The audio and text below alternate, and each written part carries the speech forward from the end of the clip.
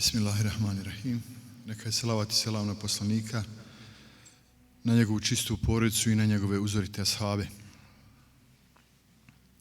Mnogo se zna o šuri, mnogo se govori o šuri i čovjek svaki put kada budem pozvan da nešto kažem, uvijek se zapitam, Bože dragi, šta da kažem nešto novo, i onda kad pođem da čitam, da proučavam, da tražim, onda vidite da je ašura nešto što se evo već 1000 i skoro 400 godina širi kroz vrijeme i nikada ne gubi na značaju.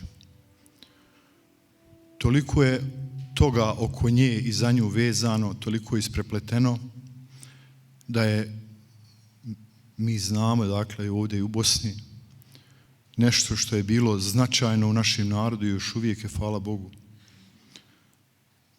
da su naši ljudi posebno pridavali pažnju šehadetu imama Huseina, stradanju poslanikove porodice i općenito poslanikovoj porodici. Tako da mi volimo često spomenuti da je bilo 300 i nešto česmi po Sarajevu u spomen na šehadet imama Huseina, a ne znam, čini mi se da je onaj ibrik, to efendije bolje znaju, koji se sipa po mejtu, odnosno po kaboru kad se mejtu kopa, također vezan za ovu žeđ Ehli Bejta i Huseinove porodici. Allah je dao da napravio i, tako da kažemo, načinio, možda ružna riječ, ali tako da lakše objasnimo, jedan scenarij, jedan prikaz za nas kroz u tim danima Šure i Kerbele i tako dalje, da sve što više saznajete, čitate, vidite da sve više pouka možete iz njega izvući. I kao što sve mi u svom životu razumijevamo i učimo na osnovu suprotnosti, tako se i ovdje te suprotnosti, kada se govori o Kerbeli, veoma dobro dolazi do izražaja. Mi istinu spoznajemo na osnovu laži, laž spoznajemo na osnovu istine. Dobro poznajemo na osnovu onoga što je loše, i kada učimo svoju djecu, kada ih podučavamo, onda im objašnjavamo zašto nešto ne valja, zašto nešto valja, i to je uvijek na takav način da im suprotnosti, znači, ukazujemo. I tako je u životu čovjekov razum je tako skovan da na taj način razumijeva svijet u kome živimo, i mislim da je taj model, to razumijevanje suprotnosti, razumijevanje svijeta do vrhunca doveden u slučaju Kerbele i Ašure.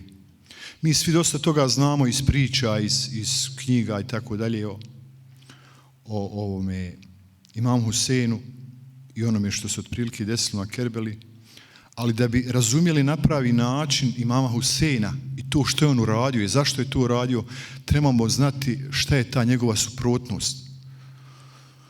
Spominje se taj Jezid ibn Muavija, Muavin sin i tako dalje, za koga većina nas zna da je, to možete naći u svim istorijskim izvorima, da je pio, da nije klanjao, da je držao majmune kao kućne ljubimce i tako dalje. Ali mnogo bitnija stvar da shvatimo zašto je to Husein išao tako, unatoč svim onim, tako da kažemo, onima koji su ga opominjali, pa ne idi, pa de pomiri se, pa daj zakletvu, pa daj ovako, samo da znači da ne talasa. Međutim, trebamo znati, to treba stalno ponavljati, da je Jezid bio osoba koji je uzurpirao hilafet, koji je prve godine svoje vladavine ubio imama Huseina, druge godine svoga hilafeta je zapalio Bejtullah i treće godine svoga vladanja, tu je napao Medinu i dozvolio je svojim vojnicima nekoliko dana da se življavaju na ženama Medine, tako da se u istoriji može naći broj, naravno pretpostavljeni broj djece koja su rođena iz tih, tako da kažem, silovanja i tako dalje. Dakle, kada imate tu sliku o čovjeku koji je ubio imama Huseina, koji je naredio se on ubije, onda ovu drugu stranu ćete bolje razumijevati. Mi to iskustvo na neki način imamo ovdje u Bosni. I zato je veoma bitno da čuvamo tu uspomenu i zbog mnogih drugih stvari. Imam Husein svjestan, znači mi znamo koje Imam Husein, evo ovdje su navedeni samo neki od poslanikovih predaja koje su veoma autentične, znači nema nikakve sumnje u njih i svi mi znamo, naučeni smo od malena ko su Hasan i Husein, ko je Hazreti Fatima i tako dalje. Dakle, radi se o jednom Božijem prijatelju, jednom Evliji, koji je bio omiljeni poslanikov unuk. I kada analizirate, opet kažem, njegovo putovanje, nakon odluke da ide tamo u Kufu i da se suoči sa ovim Jezidom i da se ne povinuje njegovoj vlasti i tako dalje, vidite koja je to veličanstvena pamet, tako da kažemo, veličanstvena mudrost, veličanstvena vjera koju on nama pokazuje kroz svoje razgovore tokom tog puta sa raznim ljudima koje je susretao, kroz svoj odnos prema svojoj djeci, prema ljudima koje je sretao na putu i tako dalje. I to je zaista svaka od tih stvari može se izvući pouka. Ja sam ovdje za ovaj dan danas odabrao 2 primjera koji mislim da nam mogu poslužiti danas u našem vremenu, posebno za nas, naravno prije svega muslimane, mislim da je bitna stvar. Jedna je vezana za ovog vojskovođu Hura koji ovdje se spominje. Jedna od preporuka, mislim da je čak i kroz hadis i naravno i ajet se može vezati, naći vezano za to je da ljude nikada ne trebamo osuđivati, nego trebamo osuđivati njihovo djelo. Trebamo se čuvati osuđivanja drugih ljudi. A mislim da u nas, u našem narodu i općenito, sve više smo, tako da kažem, nemamo strpljenja, najmanje imamo strpljenja za one koji su nam najbliži, koji nas najviše voli, do kojima. I mislimo da će da na neki način, da na njih se najlakše možemo izderati, najlakše možemo im zamjeriti. Tako da nastaje popriličan, tako da kažemo, nemir i nered u porodicama. Ljudi se razilaze zbog bezveznih stvari, porodice se raspadaju. I to je jedna opća, tako da kažem, pošast. I ovdje Imam Husein, dakle u ovom slučaju ovoga Hura, pokazuje nam jedan veličanstven primjer, dakle, kako treba osuditi djelo čovjeka, a ne samog čovjeka. Ovaj Hur je bio vojskovođa koji je prvi zaustavio Imama Huseina sa 1000 svojih vojnika. On je došao i on je rekao, stani, nećeš sad nikud ići dalje, ima da staniš ovdje. Šta god mu je ovaj rekao, nije slušao. Znači, opkolio ga je, nije mu dao da pije vodu, on i njegova djeca, i tu ga je, sad po raznim predajama, od 3 do 8 dana držao u tom okruženju, dok nije ubijen Hazreti Husein. I sada vi kad pogledate šta je taj čovjek uradio, taj Hur sa tim svojim vojnicima, pa kažeš ovo je gore nego onaj što ga je ubio. Znači već je zločin napravio, jer on je pripremio klanje Huseina i njegove porodice. Držao ga je tu i unatoč tome kako je se Hazreti Husein prema njemu obhodio, ovo da vidimo kako mu je napojio vojsku, konje i tako dalje, razgovarao sa njim. Međutim, on je, dakle, zadnji dan, na dan Ašure, stao i krenuo svoju vojsku da krene na Huseina. Međutim, u tom trenutku se dešava nešto. Po nekim predajama njemu je nampala predaja od poslanika u kojoj je govorio o Hazreti Huseinu. Uglavnom, taj čovjek je se preokrenuo. Znači, bitka treba da počne i on izlazi iz neprijateljskog tabora i dolazi i pita Huseina, hoćeš me primiti, hoćeš me prihvatiti, hoćeš me oprostiti. Hazreti Husein mu prihvatamo, opraštamo i on kreće u boj, biva ranjen i Imam Husein dolazi na njegovu glavu i sad ga pita jesam li oslobođen, znači od tog grijeha, od te strahote koju sam napravio. Kaže mu Hazreti Husein, jesi, kaže, slobodan kao kada je te mati rodila. Kao što je te mati rodila slobodnog. A Hur znači slobodan. Njegovo ime znači slobodan. Ovo je primjer, dakle, kako Allah može okrenuti srce nečiji. Zato potenciram ovo da se ne sude ljudi ko ljudi, nego da se sudi, naravno, kad neko nešto ružno uradi, pa da nam je najbliži, treba to suditi, treba na to ukazati, ali trebamo uvijek imati na umu da taj neko, opet kažem, najžalosnije kada se to dešava našima najbližima, kada među sobom imamo u porodici, zamjerimo pa po godinu, po dvije, pa ne možemo oprostiti, ne možemo prijeći preko toga. A evo, ovo je primjer, znači Allah nam dao takav primjer da imate jednu predstavu, tako da kažemo da je Allah dao da takav jedan čovjek koji je bio vojskovođa, koji kada mu je rekao Husein, meni su pisali ovi iz Kufe pisma da dođem, kažem šta mene briga, nisam ti ja pisao. Znači, takav je bio, ali Allah dadne pa se to okreni, dakle. A sa druge strane imate čovjeka, znači suprotnost, govorimo o suprotnostima. Imate čovjeka koji je 16 puta pješe otišao na hadž. Koji je, kaže, kada bi se uhvatio za onaj ogrtač Kjabe i počeo doviti, tako je dovio da su, kaže, hadži ostale stale i slušale njegovu dovu i plakale. Tako je znao da. U ratovima Hazreti Alije borio se na strani Hazreti Alije, Huseinovog oca. Takav čovjek, taj čovjek je odsjekao glavu Hazreti Huseinu. Dakle, vidite kako se stvari odvijaju, kako se okreću i preokreću.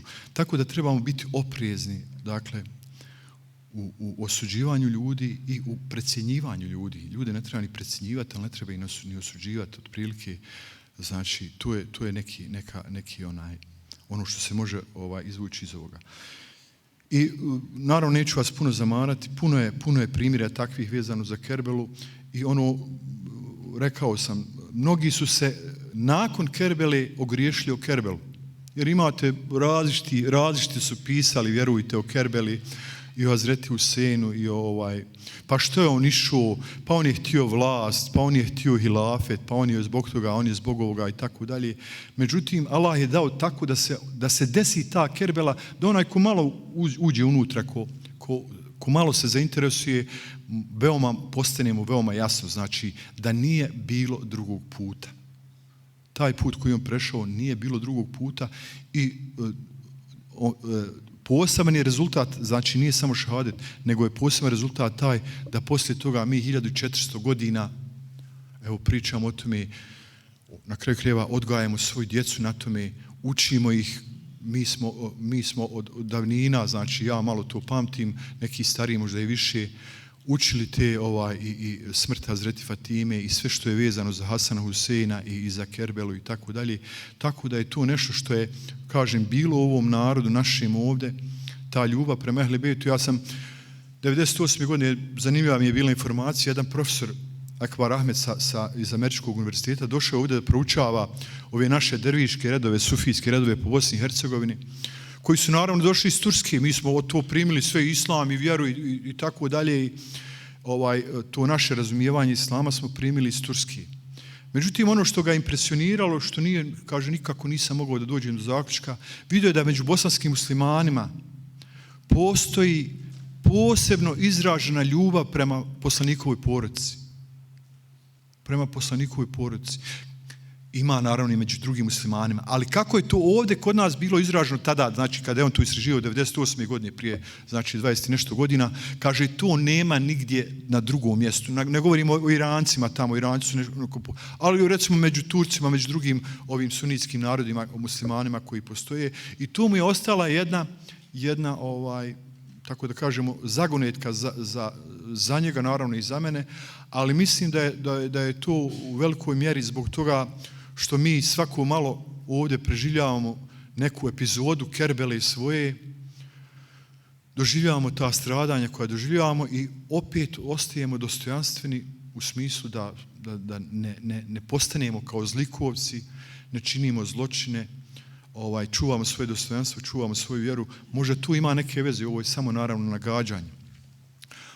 I to je ono što bih htio da kažem. Neću vas još puno zadržavati, još samo da ukažem na jednu stvar. Ovih dana se spaljuje Kur'an. Vi vidite tamo. Ali mislim da se mi muslimani ne trebamo plaho brinuti oko toga. Naravno treba to suditi, treba to nećemo odobravati, to je nešto što je zločin, što je loše i tako dalje. Ali vidite, i oni koji su ubili Hazreti Huseina mislili su da će time završiti priču. Znači da je to, riješit će se Hazreti Huseina i svi ti oko njega, imat će vlast i tako dalje. Međutim, Allah je dao to što je dao, da oni da budu prvo zaboravljeni i u istoriji zabilježeno da je njihova loza uništena, ugašena, da je nestala i tako dalje. A i Imam Husein ne samo da je ostalo njegovo svjetlo i taj, tako da kažemo, put i poruka i pouka među muslimanima, nego je postao uzor i taj njegov postupak je postao uzor mnogim nemuslimanima. Najpoznatije koji mi volimo često spomenuti je Mahatma Gandhi, indijski revolucionarni vođa, koji kaže da ga u njegovoj toj, tako da kažemo, miroljubivoj borbi protiv engleskog okupatora nadahnuće bio upravo Imam Husein. Dakle, svjetlo se ne može ugasiti. Ovi, vjerujte, ako budete u mogućnosti, ja sam to malo pratio nakon napada kada su teroristi izvršili onaj teroristički napad u Americi, pa je naravno tada velika propaganda bila pokrenuta protiv islama i muslimana i napadi na muslimane i tako dalje, i napadi na Afganistan, pa zatim na Irak i tako dalje. Došlo je do velikog prihvatanja islama od ljudi na zapadu, tu i samoj Americi. Sada ako budemo u mogućnosti, pa neko bude to pratio, vjerujte mi da će ovo spaljivanje Kur'ana samo dovesti do većeg interesovanja ljudi i za Kur'an i za islam. Znači, opet kažem, to je nešto što treba osuditi, što naravno apsolutno je u suprotnosti sa dušom islama i muslimana. Znači, nešto tako da radi.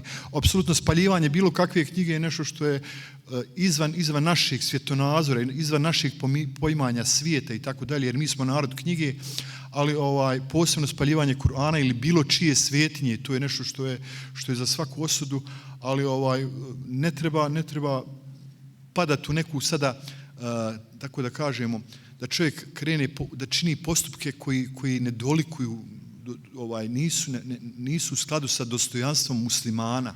Jer Allah dželešanu se zaklao da će čuvati ovu knjigu. On se zaklao. Znači, mi naravno i trebamo čuvati, ali kao što su ovi htjeli da ugasi svjetlo Imama Huseina i te njegove ideje pravde i pravednosti koje nosio, tako i ovi sada pokušavaju i uvijek će pokušavati. Bilo ih je, bit će, ali uvijek Allah dadne da to ima kontraefekat.